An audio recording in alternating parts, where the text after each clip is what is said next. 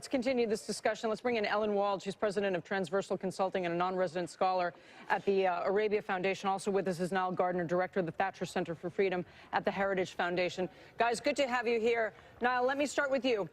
What do you want him to do? What do you think he's going to do? Well, firstly, thanks for having me on the show.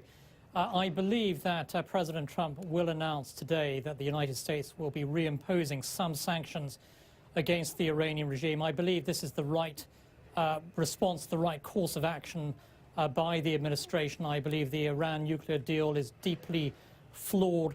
It's an agreement that will, I think, within a decade or so, allow Iran to become a nuclear weapons power. It is a hugely problematic agreement put into place by the Obama administration without the support, I might add, of the U.S. Congress. And so this is a dangerous deal, I think, that undermines and undercuts U.S. interests. So if indeed the president announces that sanctions will be reimposed against Iran, that, I think, is the right step forward. Ellen, what do you think? Same questions.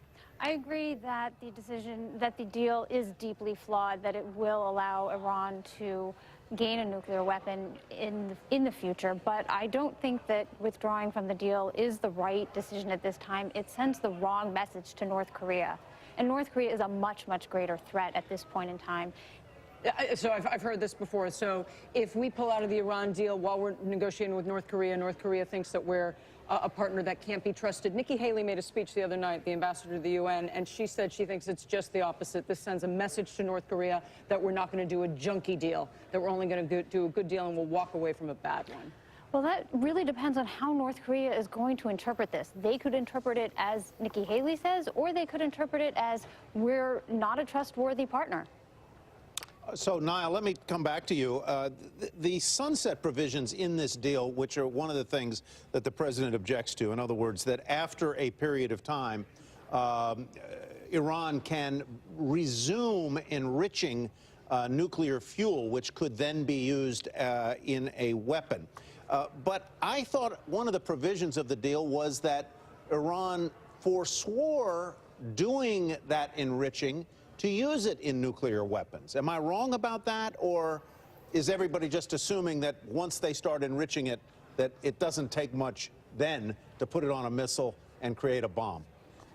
Well, I think it's very clear from the evidence outlined just a couple of weeks ago by the Israeli Prime Minister, based on 100,000 documents taken from Iran's research facilities, that the Iranian regime has every intention of moving forward with its nuclear weapons program. So the Iran deal perhaps simply delays, I think, the momentum that the Iranians have. It does not stop Iran from becoming a nuclear weapons power.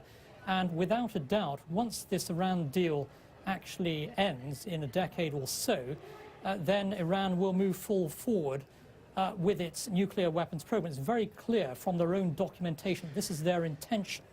And so we have to, I think, fully grasp the nature of the threat posed by the Iranian regime. They are hell-bent on becoming a nuclear weapons power. This deal will not prevent them from doing so. So, Ellen, if the president does pull out for those reasons and more, does that increase or decrease the prospects for instability and potential conflict in the Middle East? At this point, I'm not sure there isn't anything that can increase the instability that's already going on in the Middle East. We've seen Iran... Well, a broader showdown with Iran from Israel, the United States, Saudi Arabia. I think that it definitely puts Saudi Arabia and Israel more on alert, but I think they already feel as though Iran is untrustworthy and is not adhering to these principles, so it really just brings that out into the open. Ladies and gentlemen, thanks so much. It's a big day. Ellen, thanks for coming in. Niall, thanks to you too. Thank you very much. We're certainly watching energy because the oil prices are slipping ahead of President Trump's decision. For more on what to expect, John Kilduff is with us, founding partner at Again Capital and a CNBC contributor. John,